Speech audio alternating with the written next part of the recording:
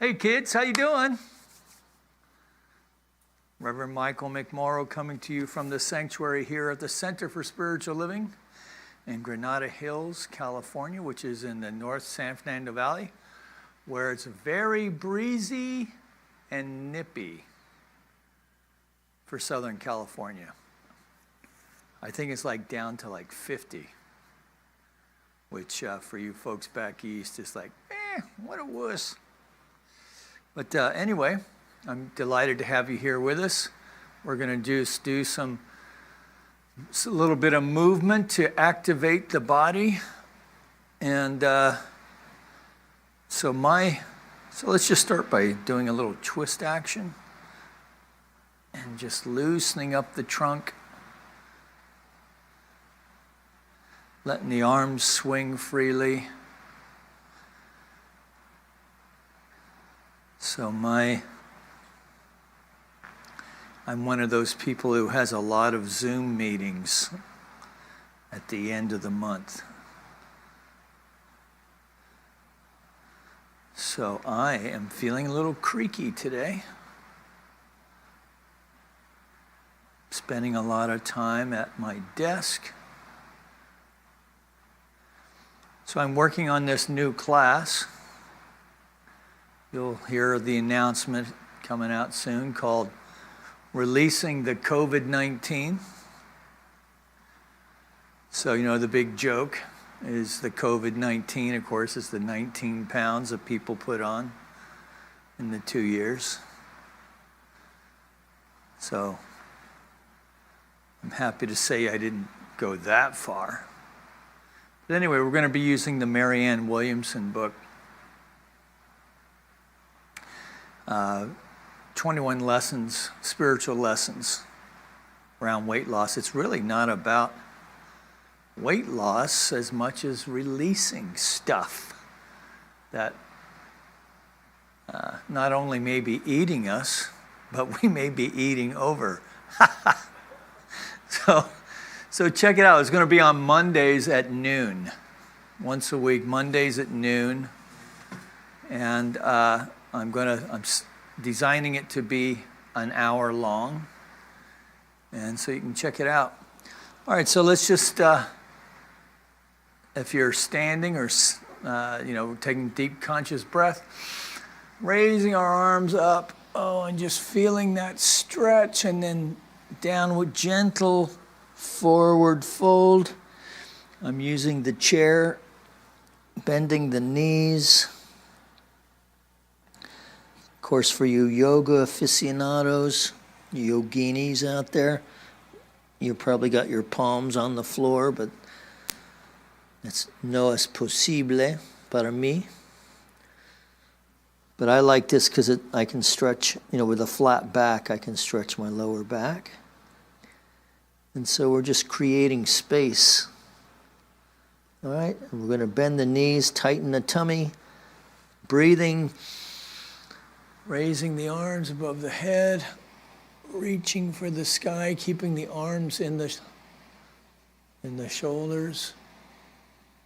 Taking a couple breaths. Taking a breath. Exhale down. Of course, if you're in a chair, you're scooched out to the front edge. And just going down gently.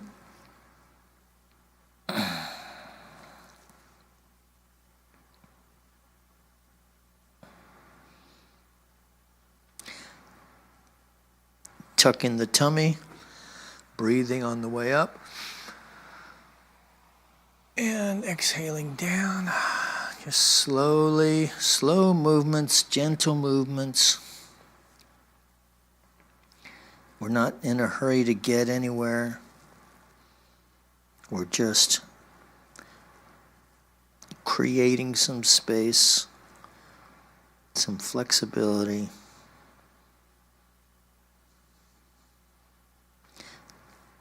Tuck the tummy, breathing on the way up. And release down.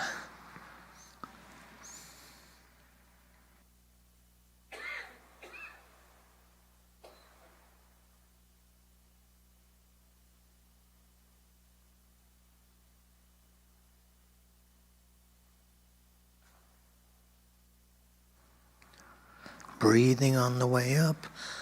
Tight tummy. And exhale down one more time. That's it.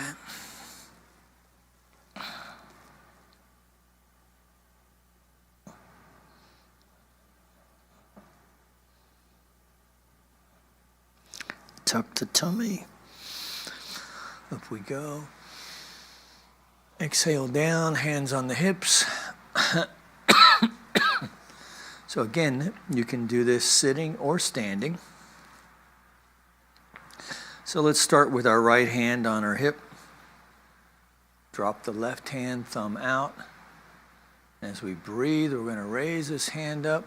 We're going to look to the left through the armpit. And we're just going to feel a stretch right here in the side very gently. And again, keeping this arm down in the shoulder. Right, you don't want to tweak the shoulder. The thumb is facing to the back. Breathing. Take a breath. Exhale down.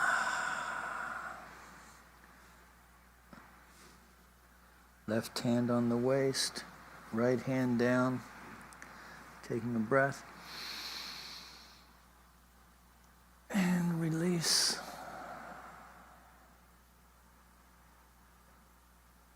And exhale. You know, I just realized we need to warm up the neck first. So let's just start by, let's do that. We'll come back to the side bends. So eyes forward, we're turning to the right. And just taking a gentle stretch in the neck. Just creating some space. Shoulders down. Exhale to the center. Eyes to the left.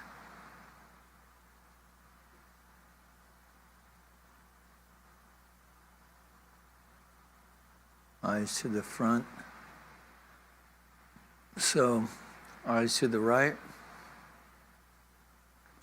So today's the anniversary of my dear old dad's passing. To the other side of the veil. In the center. And off to the left. So my dad was a good Catholic fellow and a flight engineer for the Air Force and civil aviation. To the center, eyes to the right. But he was a religious guy, so he had this thing that I just happened to think of, eyes to the center. So whether you were flying the airplane or taxiing on the aircraft and looking around to see where people are, or in a car, and if you were looking to the left, he'd say, "Any Protestants?" And then he'd turn to the right, any Catholics? And then he'd go through the intersection. I guess you'd have to be there. That was my dad.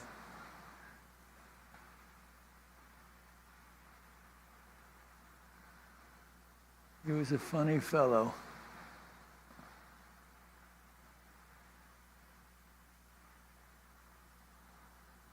All right, so now let's rotate the neck around. So my dad's an immigrant story of a guy who came from very, very humble beginnings.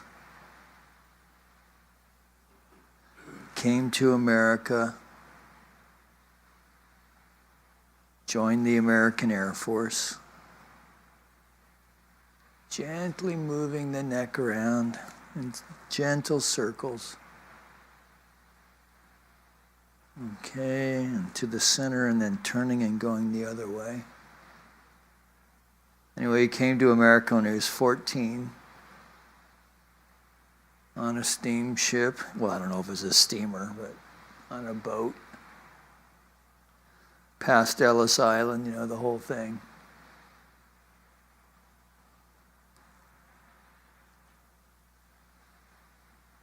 right, to the center. Going back the other way. And went on to become a Chief Master Sergeant. Flying L-1011s was his last airplane, the C-5. Back the other way.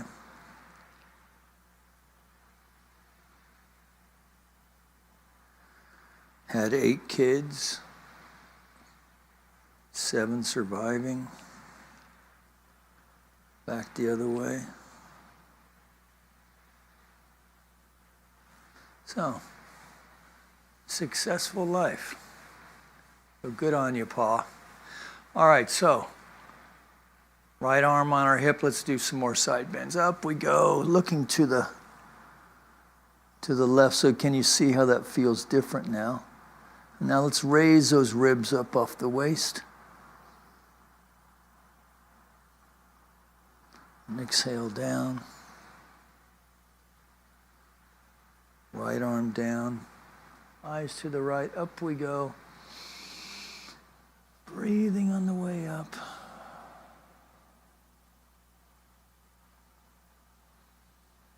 Staying with the breath.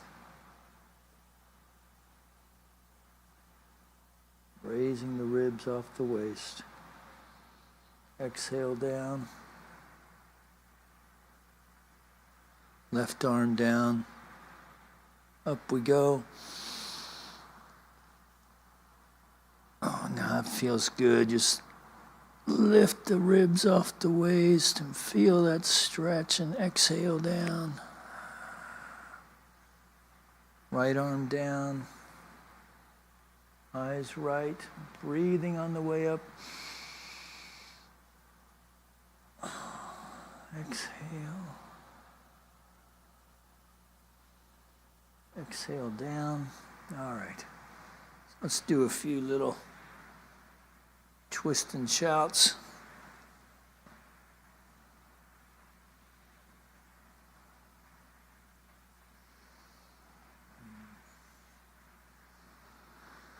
And breathe. Just really bring your awareness into your body. Just notice the way it moves.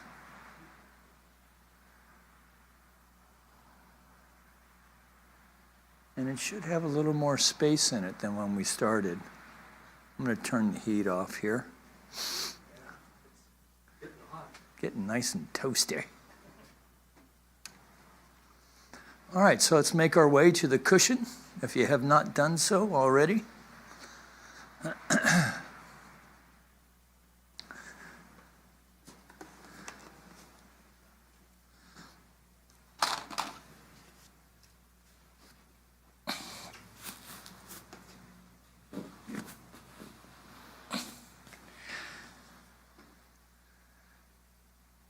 Am I on camera?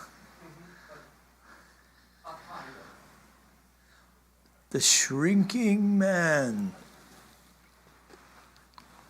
Okay. I know it's kind of silly to do this sitting gear, but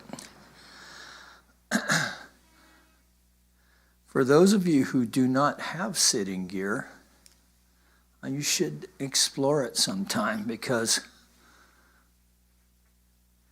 it really helps to focus you in your meditation. Because, you just have this solid anchor. So it's different than when you're in a chair. And I'm glad I had the idea to start doing this. All right. So if you're just joining us because you don't like all that movement stuff, welcome. All right. So let's take a deep conscious breath together, shall we? As we come together for our call to service, which we call Lighting the Flames of Faith, and we perform this ceremony to promote the universal consciousness of life, which acknowledges that all people, all faiths, all sentient beings come from the one great universal presence, which we call Spirit. That fundamental to this truth is a unifying nature of all religious thought and experience which we honor here this evening. So we have behind us, we've lit the first candle for the Tao, honoring the universal path of harmony and equilibrium, the natural way. We light the second candle for shamanic traditions, honoring the beliefs and practices of all indigenous peoples, the way of primal spirituality. The third candle we light for Hinduism, honoring the path of knowledge, action, and devotion. The fourth candle we light for Judaism, honoring the ethical path of living by sacred law. The fifth candle we light for all forms of Buddhism, honoring the Four Noble Truths and the path of compassion. We light the sixth candle for all forms of Christianity, honoring the Christ consciousness as the path of love. We light the seventh candle for all forms of Islam, honoring the path of submission to the will of God as the highest calling. We light the eighth candle for the universalistic religion of Baha'i, honoring the path of unity and peace. The ninth candle we light for all forms of New Thought, honoring the metaphysical path of mental healing through the practice of universal spiritual principles. The 10th candle we light for all those who are as yet unaware of the power and presence of Spirit in their lives, and for the space we hold for them here in our sanctuary, within our online community, and of course here in our own hearts. And behind me, we have the healing candle. Maybe we can remember those in Ukraine and those suffering loss of any kind. And please put silently now into the light the names of anyone you wish to have experience the healing flame of God's eternal love. I'm thankful, so grateful. I'm one with the Spirit all around me. I'm thankful, so grateful. I trust in God. I surrender, I surrender. I'm one with the Spirit all around me. I surrender, I surrender. I trust in God.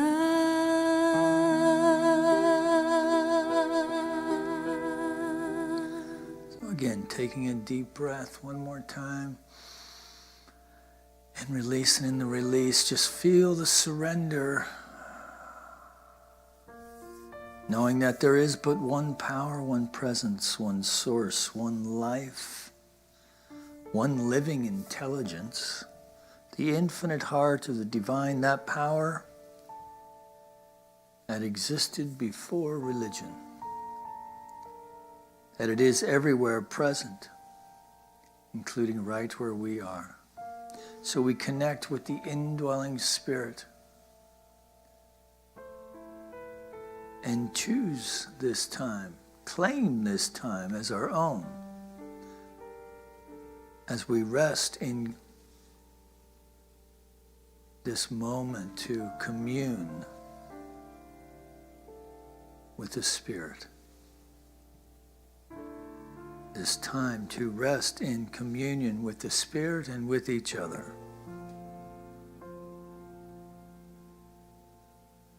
And so from this place of connection, of conscious unity with the One, I just claim for all of us that we are open and receptive to whatever experience is before us this evening. That even as we set an intention for this meditation time, we release any attachment to form, any attachment to judgment or what it's supposed to look like and when it's going to end, and instead just surrender.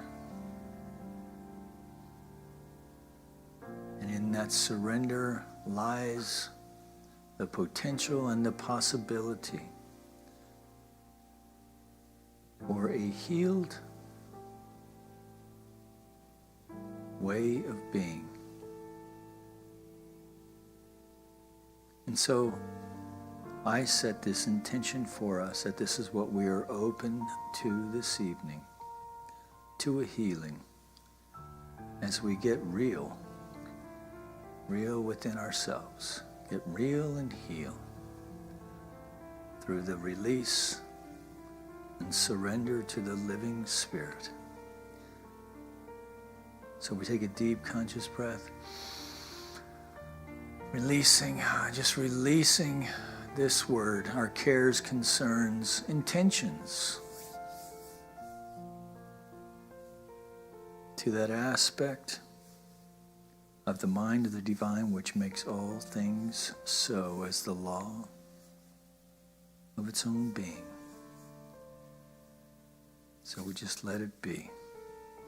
And let it be so. And together we acknowledge this by saying, and so it is. Amen. So as I mentioned, my dear old dad, this is his 3rd anniversary of his passing. And that's both a sad and joyous moment, right? For those of us, people of faith, we understand that there is that within us that is the eternal expression of the living Spirit, and that it is that aspect that continues to live on. So I invite you, dear old dad, to join us. Right? So also, on a more joyous, genuinely joyous note, it's also the birthday of Reverend Nancy Woods. And so we raise and praise her. We just, so many of us have had our lives changed by her presence, by knowing her, by the depth of her wisdom, and just her open heart and her joyousness, right? So, if nothing else, Reverend Nancy is long on charisma. So, this center really is a legacy to her joyousness and commitment to building spiritual community. And just her imprint here is real and significant. All right, and we're continuing to work through this 365, Science of Mind. And so our reading for this evening is entitled, A Certain Future Awaits Me. A certain future awaits me. And Holmes likes to work from biblical quotes where he writes, let us hold fast the profession of our faith without wavering, for he is faithful that promised. This is from Hebrews. Let us hold fast the profession of our faith without wavering, for he is faithful that promised. Holmes writes, we are not enough at home in the universe. We are afraid of it. We are afraid to live, Holmes says. If the time ever comes to you and to me when we see God in everything and in everybody, we will never be alone or lonely. Every experience will but more vividly reveal the warmth and color and beauty and responsiveness of the universe in which we live. Its entire nature is given us. And I love how Holmes includes himself, right? One of the things that I like about Ernest Holmes is not only the way that he poetically puts things, like turns ordinary observations into bits of poetry, but also that he is sharing this human experience just as we all are. He continues, so remember he said that we are afraid to live in that paragraph. So now he says, we are on the verge of a vast possibility. The individual or nation without a vision must perish until the vision is reborn. What is our vision going to be in the midst of confusion, doubt, uncertainty? It is either going to fall before the confusion and be destroyed, or something transcendent within us is going to rise and look to a certain future, to an eternal reality, to a God principle, to an infinite presence responding to us according to our acceptance. There is no individual good. Good belongs to everyone. Good fulfills itself only as it multiplies itself. Therefore, there is no good that belongs to you and to me alone, no final peace to us, only as individuals. The watchword is not exclusion, but inclusion. The more good we release, the more we experience. And then this is the treatment part at the end. I am one tremendous whole whose nature is of God.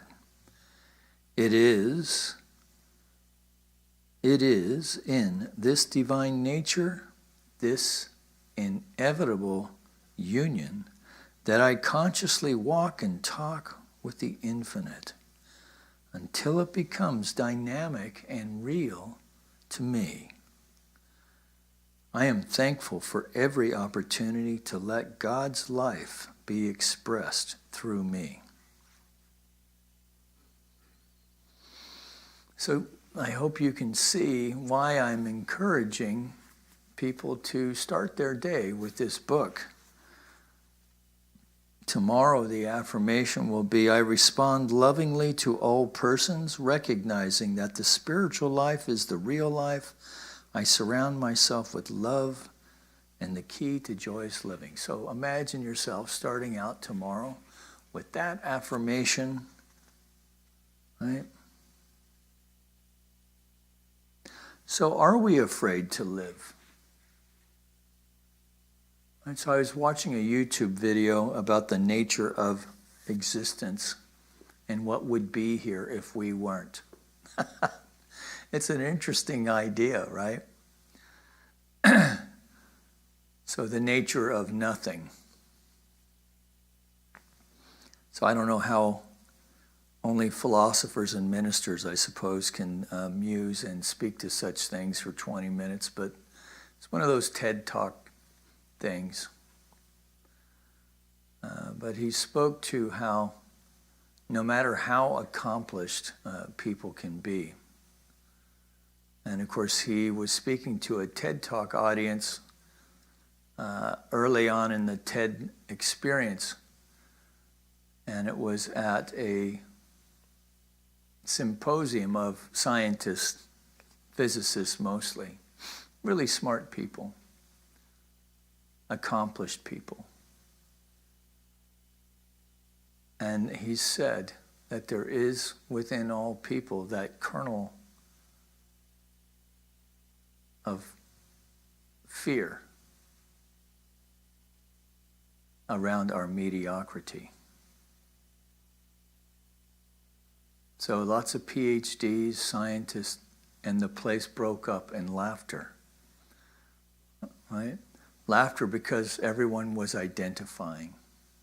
So there is that place within where we are afraid there's a chink in the armor, right? And maybe there is. You know, if we're really willing to be honest with ourselves in our own assessment,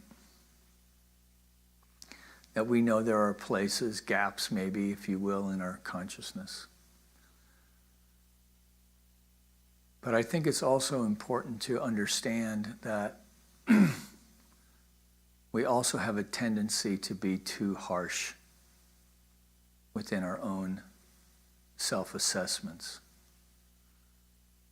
And so I think it's important to remember that, you know, we're probably not as great as people may say we are, and we're certainly not as bad as we may think we are.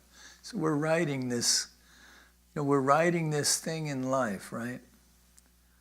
For those of us who are curious and committed to living a life that is conscious, where we're committed to living a life where we embrace the idea of being awake. And in that awakeness, there's a level of awareness. And then in that level of awareness, of course, there is the consciousness that is cultivated from that awareness.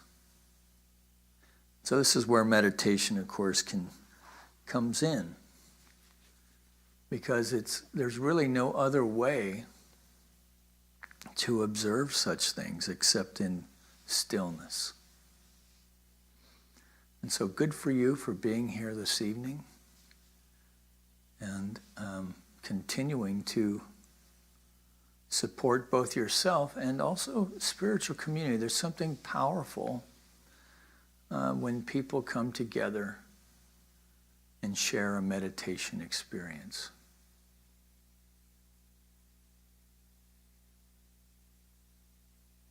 So we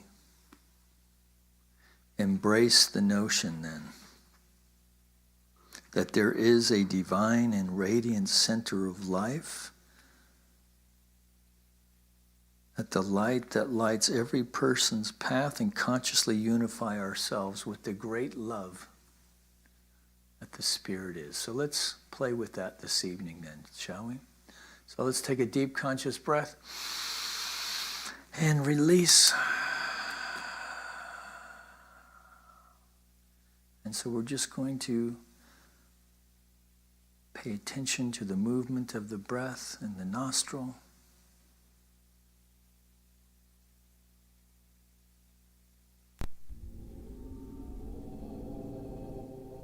And we find the mind begins to still.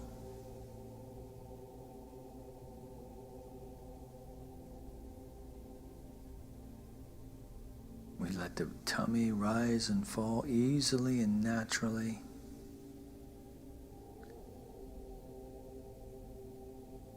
We're releasing tension consciously.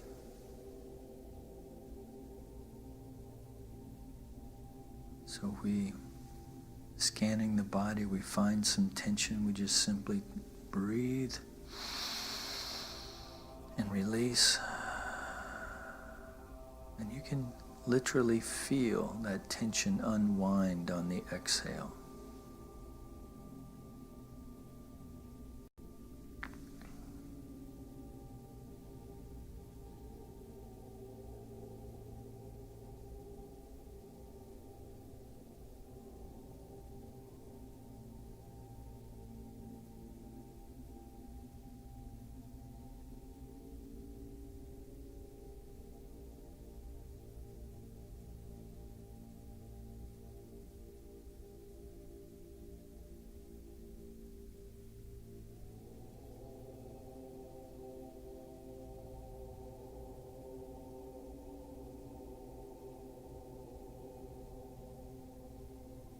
Taking a deep breath. Exhale.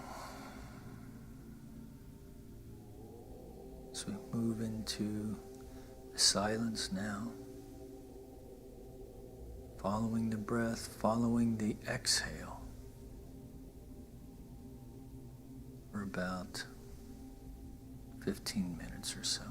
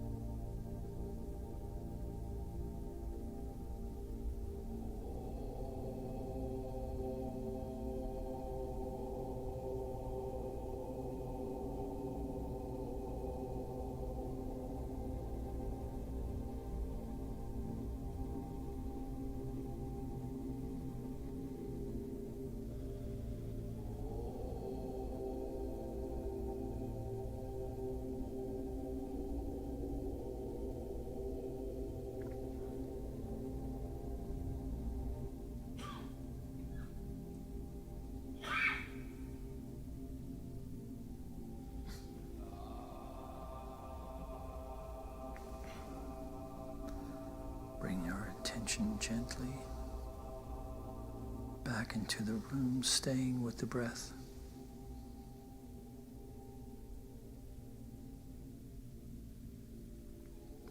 Imagine with me the flame of the divine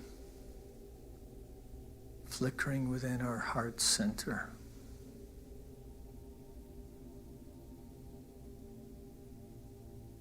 With each in-breath,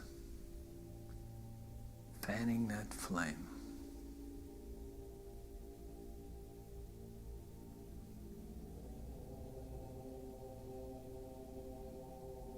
We bring our awareness to the idea that as God is everywhere present, that we are breathing in the presence of the divine with each in-breath. The light of the divine commingling with the light of the divine within, that there's an activation, an energetic that's activated.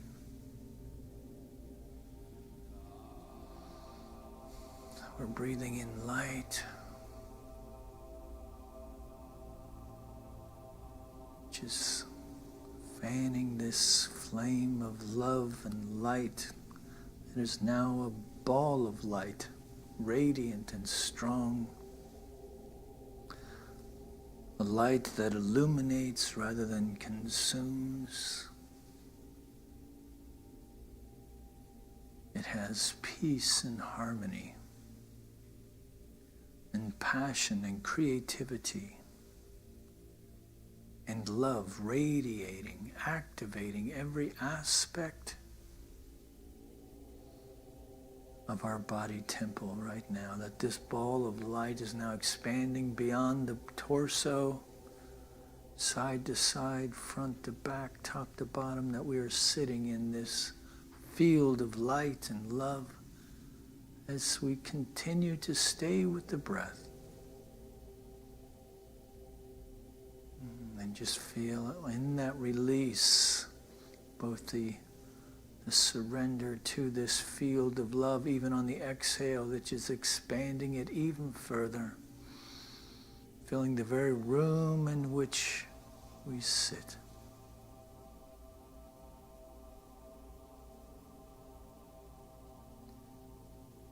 Staying with the breath further until now we're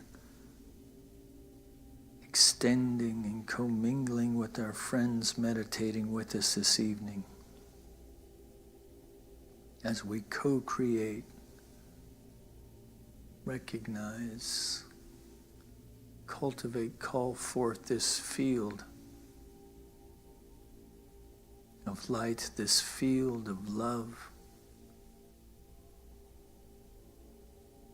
We feel a receptivity within ourselves and within the field. So in this moment of conscious communion with the One, we feel or speak aloud our intentions, our needs, calling forth the truth. That cooler heads prevail in this conflict known as Ukraine. That the leaders involved are intuitively guided to ways of thinking that are harmonious and respectful, that are sober and calm, that acknowledge the right of every living thing to live. And we know this within ourselves first. And we exhale. So maybe we feel a sense of that confusion and conflict within, taking a deep breath. And we just release. And feel a sense of peace and harmony within. As we know this within ourselves, we know it for others. That we call forth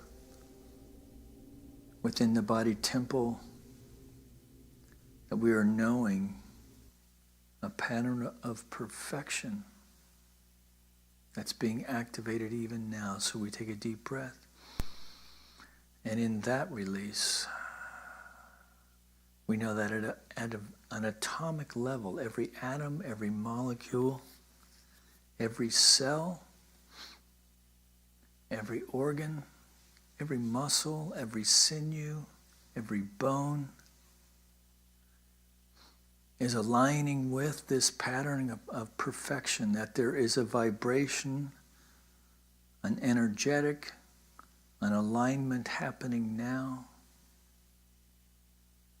that is restoring the body temple with a sense of homeostasis and wholeness. Taking a deep breath, and we're exhaling anything unlike this idea. We feel the strength and vitality in that release. Staying with the breath a bit more, we open our mind. That we are open at the top for new and creative and dynamic ideas to any situation or circumstance that up until now may have had us baffled, that we intuitively are guided to ways of clear thinking, that we easily identify, recognize, and embrace the true path through the thorny thinking.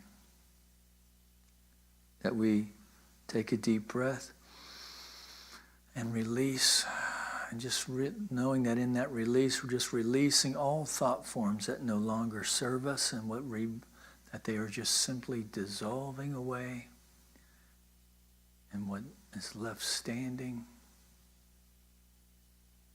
is an insight of truth that empowers us into living our most effective and powerful life. So taking one more deep breath then.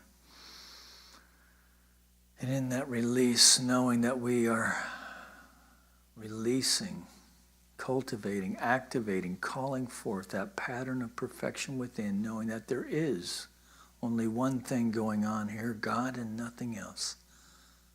This one power, this one presence, this one source, one life, one living intelligence, one infinite heart, the wellspring of love itself expressing. And so all of our cares, concerns, our notions there, the worldly clamors, we're just releasing all of it now to that aspect of the mind of the divine, expressing his unconditional love as the law of its own being. It is where all of form emanates, that our thought is impressing itself even now to ways of being that are healthy, strong, harmonious, connected, loving, creative, empowered. Taking a deep breath.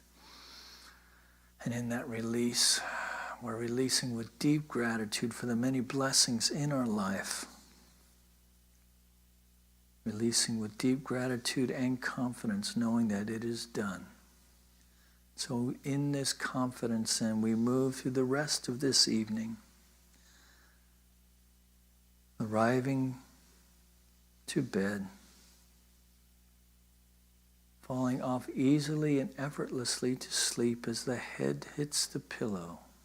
We drift off to a sleep that is deep, that is restful, dreaming sweet dreams, that we awaken feeling rested, energized, full of vim and vigor and a zest for life. We step into our day knowing that The Spirit of the Lord is upon us. So we just release it now. Let it be so. And together we acknowledge this by saying, and so it is. Amen. So thank you for joining us this evening. I ran a little bit long, so I'm just going to invite you to join us. 10:30 we'll be live streaming. And on March 6th, we will be reopening at both the 9 a.m. and 10:30 on March 6th, not this Sunday, but on March 6th. And as we emerge now out of this, well, at least this rendition of the COVID experience. So I have a feeling that we're going to keep moving forward and not look back. So thank you for joining us tonight. Check us out on our website, cslgh.org. We have upcoming classes, activities, events coming up as we reemerge, including choir and other things. And until then, peace, blessings, and go in peace. And I'll see you on Sunday at 10:30.